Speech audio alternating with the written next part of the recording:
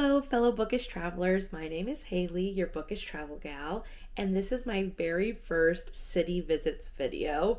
I am so excited to share all of my bookish travels, and today we are starting with Toronto. I had 3 days in Toronto with my partner, and we visited 13 bookstores in that time. We didn't visit all of them, but we visited as many as we could, and I still feel like 13 in 3 days is a pretty good number. So join me as we go through all of the bookstores we visited, why you should visit them, and so much more.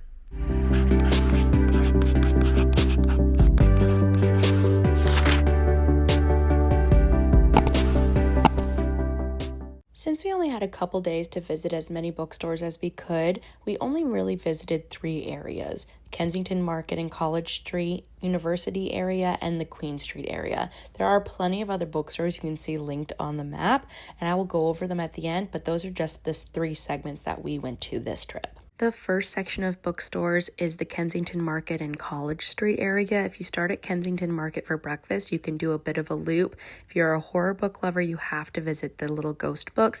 And then on College Street, there's plenty of bookstores. Specifically, these 3 used bookstores are all within a couple blocks of each other and perfect for secondhand book shopping. And I'll dive deeper into all of these bookstores in a little bit. We started our first day at Kensington Market area, went to Film Cafe for a hearty breakfast, and Wu Wei Coffee for one of the best strawberry matchas of my life.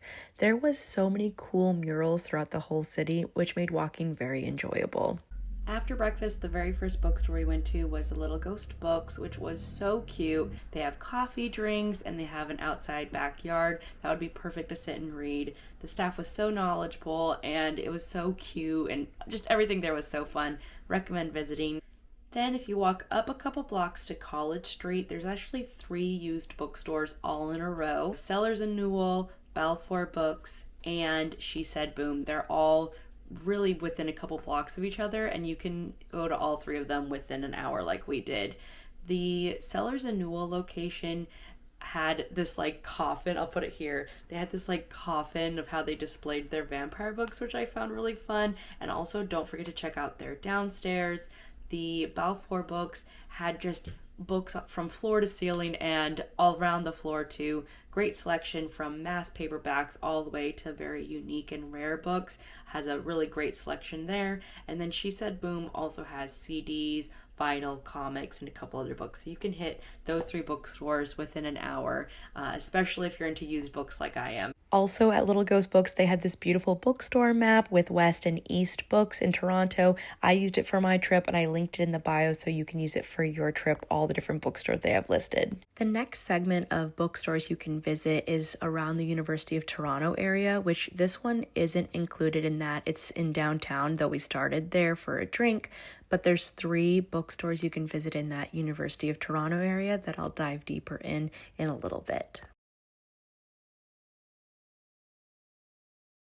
Flying Books was a bookstore that was recommended to me by a couple friends, but unfortunately the bookstore on College Street was closed the day that we were walking around College Street, so we weren't able to go. But they have a second location, Flying Books at Neverland, and I wish I'd planned ahead and eaten at the restaurant. It looked like it was a brunch restaurant, but we didn't have time for that. But I did get a strawberry matcha, which was delicious. I love that bookstore. It's a wine bar, and at night you can grab some wine, you can grab a drink. They have books that they've published themselves. And next time I'm in Toronto, I'm definitely going to have to go to the original spot, but this place was just as good. Another bookstore that was recommended to me from a friend was Seeker's Books. This one was iconic because it had a bookstore cat. I'll put in here. So cute. Unfortunately, I could not pet the cat because I'm quite allergic, but they had a great selection of used books. Honestly, Toronto is going above and beyond in the used bookstore. This area was kind of like the college district, college area right next to the University of Toronto. And so it was a great hub, you can tell, for college students to buy and sell used books. There's also another used bookstore, B&V, but I'll get to that a little bit later. But also in the college area is the Baca Phoenix Books. I had to write it down. I hope I'm saying it right, which was sci-fi fantasy books, which is another one of my favorite genres. I saw a lot of great books. make sure to check out their downstairs, which they had used books. That's where I found a couple of J.R. Ward books, which I was very happy about. I'm trying to collect all the J.R. Ward old back catalog. But anyways, this bookstore was so great. If you're a fantasy lover, sci-fi lover, that it's a perfect spot for you. Used books down below, new books up top. Looks like they have a lot of great events, and I just love genre-specific bookstores. Anytime I see a Nando's in the area, I have to visit. They are known for their chicken and sides, and it is so delicious. Make sure to add that to your trip. Then the next segment is going to be Queen Street bookstores. You're going to want to visit the Queen Street segment of bookstores if you are specifically a romance reader or a queer lit reader, but if you're any type of reader, don't worry, there's other options for you as well. If you know me, you know I have to visit the romance bookstore if I'm in any town. So Hopeless Romantic was my #1 bookstore that I had to visit while I was there, and it did not disappoint. It had just opened in that location within a couple weeks of me visiting, and it is gorgeous. The mural with the spice level, the beautiful pink colors, the secret room, it's just chef's kiss. If you are a romance reader, you have to visit. There's a couple other bookstores. One small bookstore is called Type Books. They have a lot of new books to look through. Right next door is a stationery place called The Paper Place. So if you're a stationery person, definitely have to go there on Queen Street. They're right next door. And also, not necessarily on Queen Street, but in the area, is Glad Day Lit. It is actually the oldest continuously operating queer bookstore in the world, which is kind of crazy to think about. It's not that old. I think they said they opened in the 70s, but all the other ones that were older have since closed. So that is why it's the oldest continuously operating bookstore. For dinner, we went to Mandy's, which has several locations of delicious filling salads and bowls. Then we went to Prequel & Co. Apothecary for some drinks. It looks like just any old apothecary, but you walk through a hidden door and you're in a speakeasy, and it's hard to find a place with drinks both my partner and I like, and they did it. The last segment is going to be chain bookstores. I love shopping independent, but I also love that chain bookstores can make reading accessible and affordable for all readers. Your option for used books is going to be BMV Books, which had a variety of locations, and then Indigo Books is going to be your go-to for new books. Okay, so the very last bookstores, the non-independent bookstores, which are still great and great opportunities to find good deals and affordable books. We have BMV Books, which I went to 3 locations. They have a variety, books, music, video, but they call it BMV Books. And Indigo, which is kind of like Barnes & Noble of Canada, from what I understand. I think so. You can correct me in the comments if that's not true. But BMV Books, I'm obsessed with it. If you know me, I am a sucker for a good deal. I try to only buy secondhand as much as possible. And my rule is if a book is $5 or less and on my list already, then I will buy it. That's just my usual guidelines. So I just loved looking through all of the used books. I'll do a haul at the end with everything that I bought from this trip, and most of my books I did buy at BMV because I love shopping secondhand and finding good deals on books. And every location was a little bit unique. One had like 3 stories, one was only a small room, and it seems like they just source books from whatever people bring in, so you definitely can visit any of them for a unique experience. And then lastly, Indigo Books, gorgeous, not just books, but they had bookish merch and items, and it was beautiful. They had whole sections of like Canadian authors or this type of romance, etc., etc. So if you're looking for a bookstore that is not necessarily going to be like super local, though I guess Indigo might be local, but if you're looking for a bookstore where you're going to find anything you need, books, gifts, etc., a lot of signed books, then Indigo is where you're going to be. And I visited and had a great time too.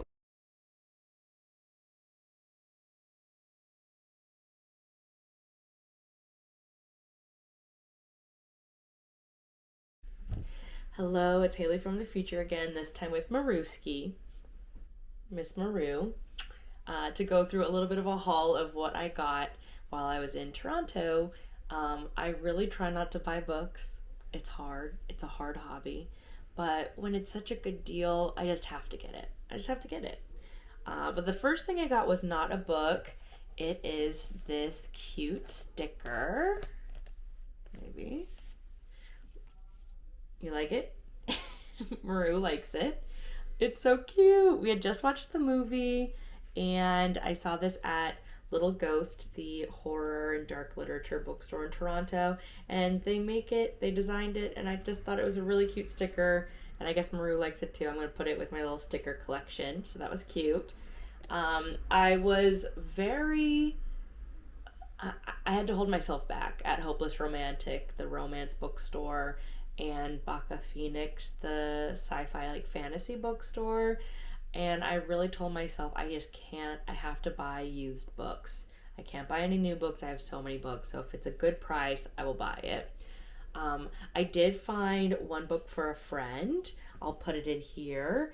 It was the OG cover of one of the Throne of Glass books. And I personally own them all already. But anytime I find them secondhand, I always ask my friends, like, do you want me to get this for you? Because it's such a fun find when you find those original covers. But for myself, I bought, of course, a couple J.R. Ward books, the 10th anniversary guide, and then the next couple that I'm reading. I am on a quest to find all of these, the mass paperbacks. I actually love the mass paperbacks. They're so cute.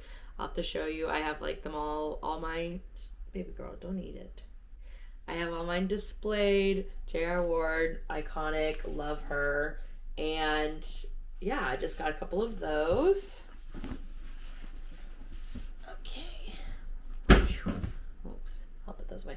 Then it was the last day of the trip, and I was like, can't buy any more books. But then I saw they had it upstairs at the BMV that it was 3 for $10, and you had to buy 3. And then it was $10 or 10 Canadian dollars, so a little different. So cheaper than 10 US dollars. So I'm like, okay, well, I'm just gonna peruse, and if I find 3 books, then I think I have to. And I found 3 books. First, I found Cruel Prince. Great copy. What do you think, Maru? Sniff, sniff, sniff. Nice. Really great copy. And I think my friend book club is wanting to read this series, so I was like, I don't own it, and I don't remember loving it, but I also read it immediately after ACOTAR, and I think that ruined it for me. So this book, so I'm willing to try it again because people love it. Then I found this one. I'm not really going to talk too much about it, but I really think the cover is so cute. I love the new covers, and it was 3 for $10. So I was like, okay, well, if we find a third book, we found a third book. So, great copy of this book too. Like almost brand new, it seems like. And I love this series by Carissa Broadbent. I have read this duology inside the series already, but I only owned the first book, which is paperback, and I'm a little sad this is a hardcover, but you know what, beggars can't be choosers. So now I have this couple is in these 2 books. I have not read the 4th book because I'm just stressed, but I want to. So since I found all 3 of those and it was 3 for $10, I just had to. So but yeah, that was my little haul. I hope you enjoyed the city visit, and let me know what cities you want to see. I have a ton of cities that I've visited to and I've been filming but haven't edited yet, and I would love to keep doing these if this is interesting to you. But yeah, have a good day. Say bye. Bye, Maruski. Bye, Miss Maru. She's like, sorry, I was taking a nap. Bye. So I hope you enjoyed that little bit of a deep dive into Toronto. I've been doing a lot of city visits, but just on Instagram or TikTok, and you really can't share as much detail. I also have my Substack where I've been posting a lot of written out things from different city visits, but I hope that you enjoyed this video and you want to see more. If you do, let me know in the comments what cities you would like to see. I have a lot of backlog, honestly, from different places, and I have a couple trips coming up this year. And let me know if you like to see bookstores, if you want to see more food, if you want to see more activities.